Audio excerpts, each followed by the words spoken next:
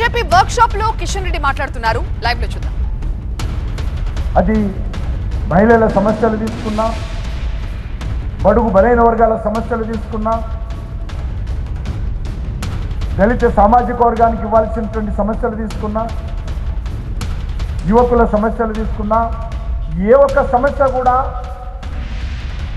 ఈరోజు కాంగ్రెస్ పార్టీ ప్రభుత్వము ఇచ్చిన మాట ప్రకారం, కొత్త అడగడం లేదు, ఇచ్చిన మాట ప్రకారం, ఎన్నికల ప్రణాళికలు చెప్పినటువంటి ప్రకారం ఏ ఒక్కటి కూడా అమలు చేయకుండా ఈరోజు మహారాష్ట్ర న్యూస్ పేపర్లో మరాఠీ భాషలో తెలంగాణ ముఖ్యమంత్రి, తెలంగాణ కాంగ్రెస్ పార్టీ పేరు మీద ఫ్రంట్ పేజ్ అడ్వర్టైజ్మెంట్స్ ఇస్తున్నారు.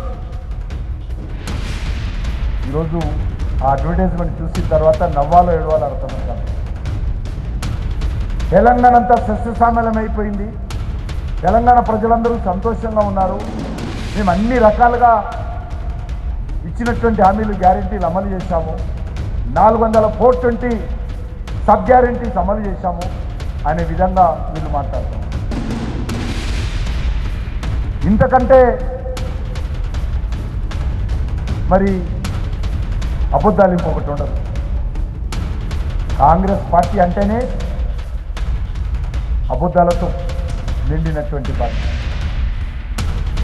నేను ముఖ్యమంత్రి అంటున్నాడు,